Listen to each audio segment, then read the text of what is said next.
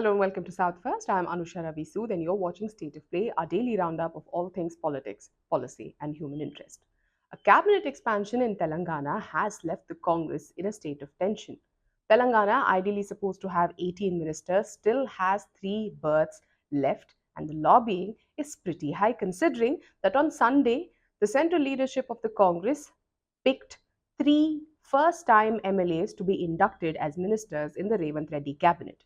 Interestingly, none of these 3 candidates were the picks of either Chief Minister Revanth Reddy or Deputy Chief Minister Mallu Bhatti Vikramarka.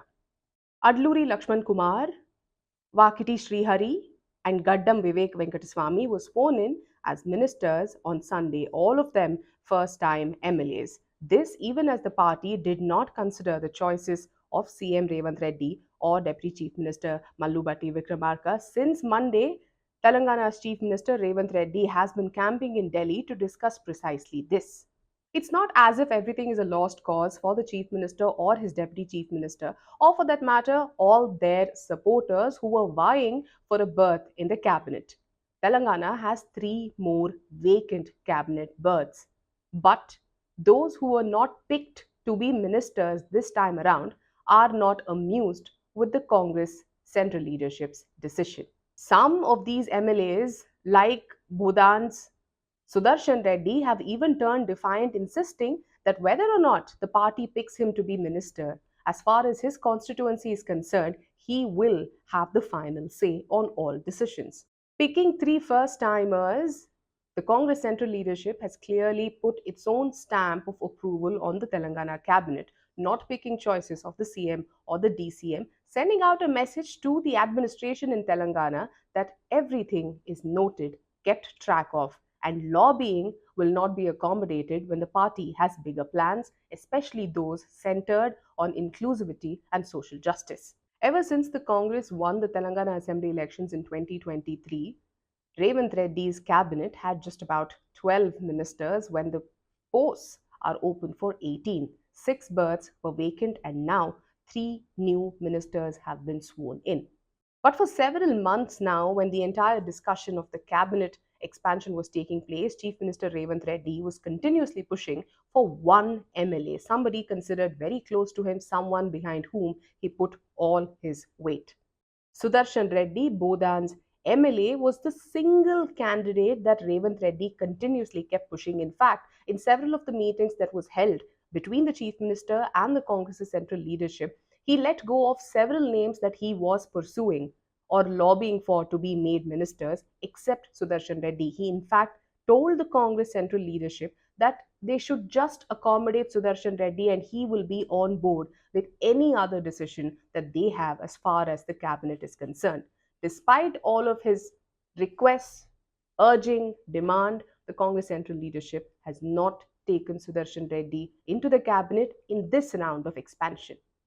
Interestingly, Sudarshan Reddy's candidature was opposed by Congress's Telangana unit chief Mahesh Kumar Gaud. But here's who the party picked: Vivek from Chennur for the cabinet, since it had promised him a berth when he had joined the Congress. Vivek comes from the Mala community within the scheduled caste, and the party decided to allot a berth to the Madiga subcaste of SCs to strike a balance and preferred Alduri Lakshman Kumar from Dharmapuri. Vakiti Srihari, a leader from the backward classes, MLA from Maktal, is interestingly the choice of Congress's president, Mallikarjun Kharge. Sudarshan Reddy is not the only MLA left fuming, and it's not just Revanth Reddy who did not get his men to be positioned in the cabinet. It was also several other MLAs. For example, Munugodu MLA Komti Reddy Rajgopal Reddy, who joined the Congress much right before the election. He also worked consistently for the Congress's victory in his home constituency in the Lok Sabha elections with the promise of a cabinet berth. But his brother, Komti Reddy Venkat Reddy, is already a minister in the Revanth Reddy cabinet, and the Congress, it seems, has sent him a message that it cannot accommodate him at this point in time. Rajgopal Reddy had quit the BJP in protest right before Telangana elections and joined the Congress with the promise that he will be given a cabinet berth, will be given a position of power. Now it is left to be seen how he's going to respond to not being accommodated in the cabinet in Telangana.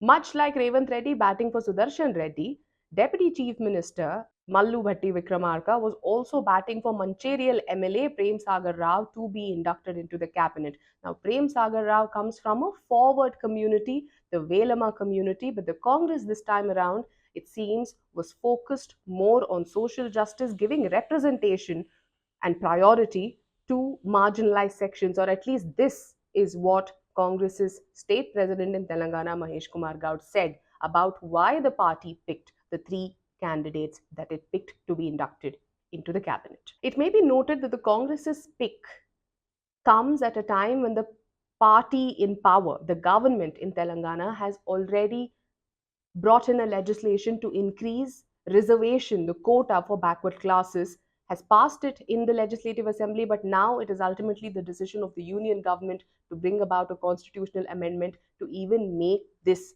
increase in quota for backward classes a reality in Telangana. It also comes at a time when the scheduled caste subcategorization is finally taking a step forward in Telangana. Now was the time the Congress, it seems, thought it was the best way to assert its supposed purported fight for social justice, inclusion, especially of those from marginalized communities, instead of inducting more forward caste communities. Like clockwork, barely hours after the Congress came up with a list of three new ministers to be inducted, there was severe disappointment from several quarters. A lot of MLAs were disappointed that their names were not picked by the Congress's leadership to be inducted into the cabinet. Primarily, Congress MLAs like Kumti Reddy, Rajgopal Reddy, Prem Sagar Rao, Mal Reddy, Ranga Reddy are those who have been fuming at the party for not picking them to be made part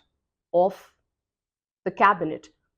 Right then, just as voices of dissent started pouring out in public, Congress rushed its senior leadership to placate these miffed MLAs, among them who were sent to speak or to talk with MLAs, especially like Sudarshan Reddy, were Congress's in charge for Telangana, AICC in charge for Telangana, Meenakshi Natarajan, who went with Mahesh Kumar Gaud, the president of Telangana Congress, and ministers like Ponnam Prabhakar, Chief Minister's advisor Vem Narendra Reddy, and MP Anil Yadav, went to placate the MLA, not to convince him not to make public statements that could dent the party or the government's image. It has been 2 days since the new ministers were picked, and tensions are still simmering in Telangana Congress.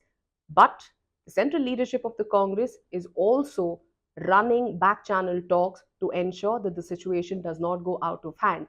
To their advantage, they are using the three vacant berths as a bargaining tool to ensure that MLAs who are hoping to become ministers do not think that they have entirely lost their chance. What caught everyone's attention is the fact that Chief Minister Revanth Reddy's heavy lobbying for some of his supporters to be inducted into the cabinet was overlooked by the Congress party. This comes at a time when a series of instances have put the Revanth Reddy government on the back foot. Whether it was the University of Hyderabad land issue, which is still being heard by the Supreme Court, or the latest controversy around the Miss World competition that was hosted in Hyderabad. A series of things have put Revanth Reddy government in a difficult position, and in turn, Revanth Reddy himself in a position that has opened himself up, that has opened him up for attacks, for questioning, for criticism, not just from outside the party, but within the party itself. During his meeting with the central leadership on Monday, several issues, including the allegations raised by Miss England, who quit the Miss World competition being hosted in Hyderabad, made to international newspapers, were also discussed. The central leadership of the party is not very happy with the Telangana government and has stepped in to ensure its own people are part of the cabinet. How will this play out is something we will have to wait and watch. And will the party be able to placate all fuming leaders dangling the three vacant cabinet berths is a question. Until I come back to you with yet another episode of State of Play, do stay tuned to South First. Thank you so much for watching.